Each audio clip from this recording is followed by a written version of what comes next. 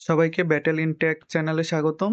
আজকে আমরা TP-Link X1500 next gen WiFi 6 রাউটারটি আনবক্স করব এবং এটা সেট আপ করে আমরা কতটুকু ইন্টারনেট স্পিড পাই এবং কতটুকু লেটেন্সি আমরা পাই সেটা চেক করে দেখব।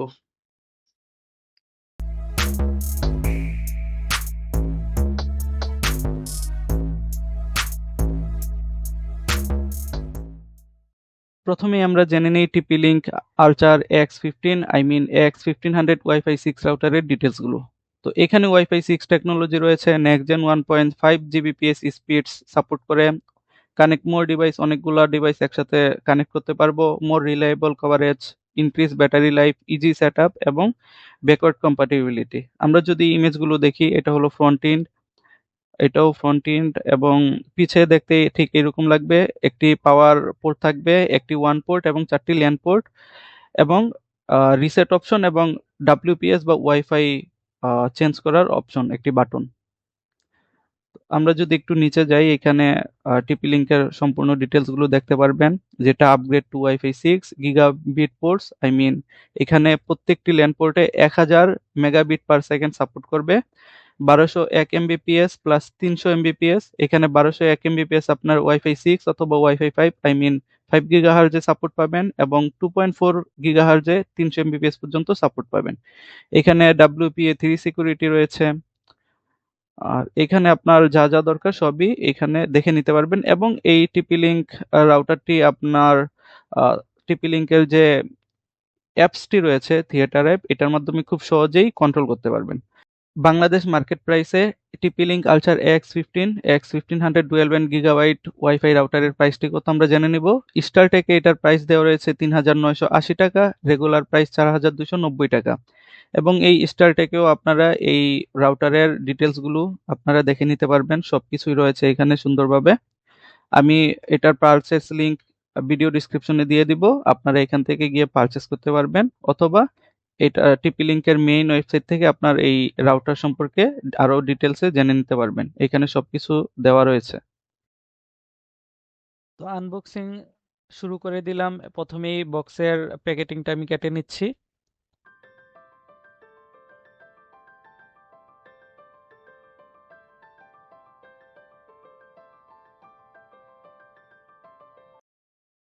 তো বক্স থেকে যখন আমরা রাউটারের প্যাকেটটি বের করব, তো প্রথমেই আমরা কিছু ম্যানুয়াল দেখতে পারবো, সাথে রাউটার এবং চার্জার অ্যাডাপ্টার। তো এখানে ম্যানুয়াল বলতে কুইক ইনস্টলেশন গাইড এবং আরো কিছু ছিল যেগুলো আমরা কখনোই পড়ি না। তো এই হলো রাউটারটা।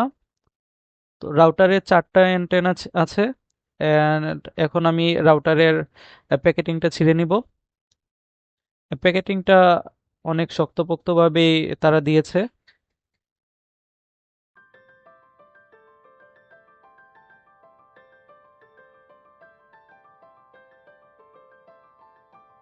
তো প্যাকেটিংটা খোলার পর এই হলো রাউটারের আউটলুক এবং এটা হলো গিয়ে চার্জার অ্যাডাপ্টার এন্ড সাথে একটা ইথারনেট কেবল রয়েছে, যেটা আমরা অনুর সাথে কানেক্ট করতে প্রয়োজন হবে। তো এটা হলো চার্জার অ্যাডাপ্টার এবং মোটামুটি খুব শক্তপোক্তই মনে হচ্ছে। আর এই হলো রাউটারের 4টা অ্যান্টেনা এবং এই রাউটারটিতে একটি ওয়ান পোর্ট এবং 4টি ল্যান পোর্ট রয়েছে। তো রাউটারটি দেখতে খুবই সুন্দর, লুকিংটা আসলেই সুন্দর। তো 4টি ল্যান পোর্ট এবং একটি ওয়ান পোর্ট, সাথে একটি চার্জার পোর্ট রয়েছে এবং এর মধ্যে একটি আপনার রিসেট অপশনও রয়েছে। তো আমরা চার্জার অ্যাডাপ্টারের কেবলটা একটু গুছিয়ে নিচ্ছি। আর আমি পুরোটা খুলি নাই কারণ আমার পুরোটার দরকার নেই, আমার মাল্টিপ্লাগটা একদম রাউটারের সাথেই থাকবে সেই জন্য।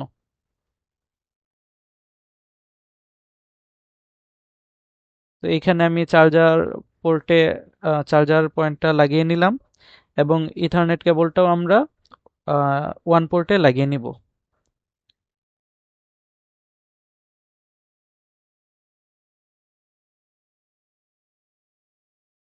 এই হলো আমার মাল্টিপ্লাগ এবং এইখানেই রাউটারটা থাকবে আমার। তো আমি চার্জার চার্জার অ্যাডাপ্টারটা আমার মাল্টিপ্লাগের সাথে আমি কানেকশন দিয়ে নিচ্ছি এবং সেই সাথে ইথারনেট কেবলটা আমি আমার ওয়াইফাই কোম্পানির অনুর সাথে লাগিয়ে নিচ্ছি।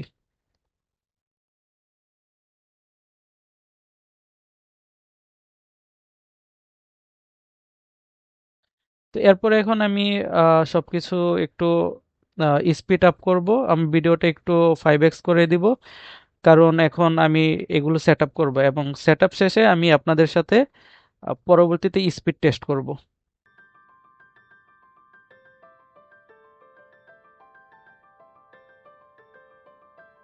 আমাদের রাউটার সেট আপ শেষ। এখন আমরা রাউটারটিকে আমার পিসির মাধ্যমে কানেক্টিভিটি করব। তো প্রথমেই রাউটারটিকে যখন আমি 192.168.0.1-এ ভিজিট করব, তো ব্রাউজ করার পরে আমার রাউটারটাকে পাসওয়ার্ড দিয়ে জয়েন হতে হবে। তো এখানে আমাদের কিছু অপশন আছে, থাকবে টিপি লিঙ্ক আইডি, অন্যান্য কিছু। তো আমি আমার ওয়াইফাই প্রোভাইডারের সাথে কানেক্ট হওয়ার জন্য আমাকে এই তাদের প্রোভাইডেড আইডি দিয়ে আমাকে সেট আপ করতে হবে। তো প্রথমেই আমি সিলেক্ট ইউর টাইম জোনটাকে সিলেক্ট করে নিলাম, এবং এজন্য আমার ওয়াইফাই প্রোভাইডারের সাথে কানেক্ট হওয়ার জন্য আমাকে পিপিপিও তে আমার যেতে হবে সিলেক্ট করে, এবং এখানে আমি আমার ইউজার নেম এবং পাসওয়ার্ডটা দিয়ে দিব, যেটা আমার আইএসপি আমাকে এই ইউজার নেম এবং পাসওয়ার্ডটা দিয়েছে।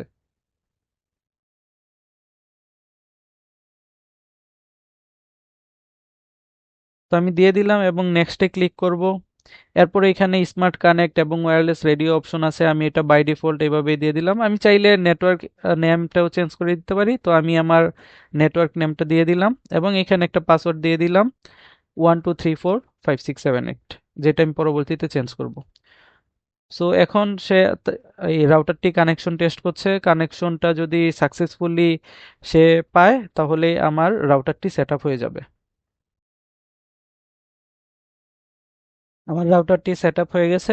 এখন আমাকে যাচ্ছে keep your router update turn on. আমি আমার রাউটারটা অটো আপডেট আপাতত দিয়ে দিলাম, তো যেহেতু যেহেতু এটা রিকমেন্ডেড করে দিয়েছে, এবং আমি এখানে টাইমও শিডিউল করে দিতে পারবো কখন রাউটারটি অটো আপডেট হবে। তো আমি একটা টাইম দিয়ে দিলাম, সকাল 5টা থেকে 7টা, এবং এইখানে আমার সাকসেসফুলি সবকিছু দেখা যাচ্ছে। Setting applied successfully everything, 2.4 and 5 GHz।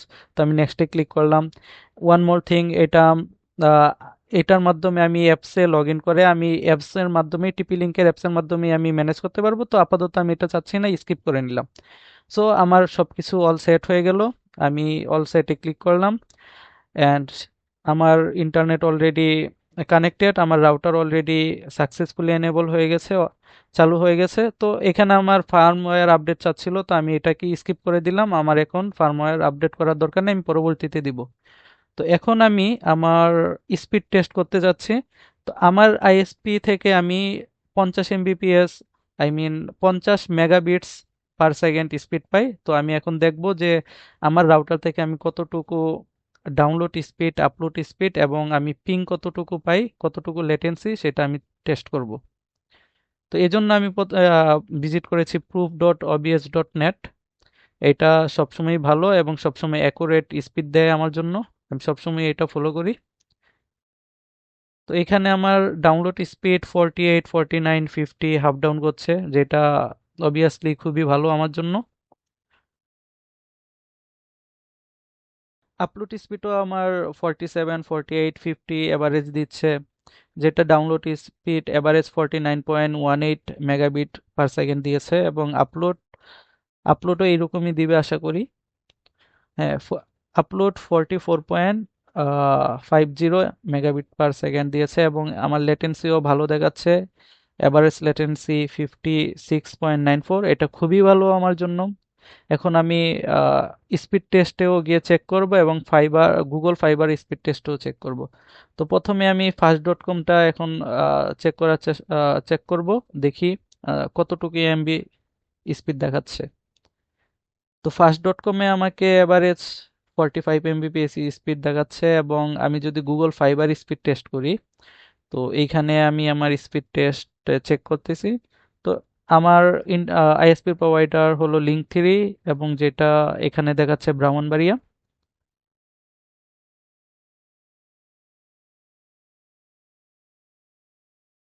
So এইখানে এটা যেহেতু গুগল, গুগল অবশ্য সিডিএন ইউজ করে, তো গুগলের সিডিএন থেকে আমি ডাউনলোড স্পিড প্রায় 89.4 মেগাবিট পার সেকেন্ড পেয়েছি এবং আপলোড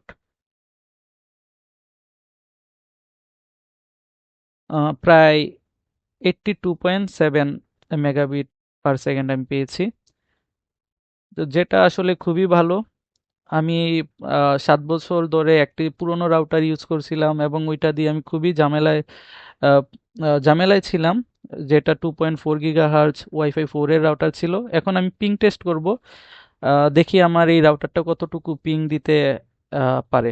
তো অলরেডি আমি কমান্ড প্রম্পট চালিয়ে দিয়েছি এবং আমি দেখতে পাচ্ছি যে আমার সর্বোচ্চ পিং হচ্ছে 1 ms।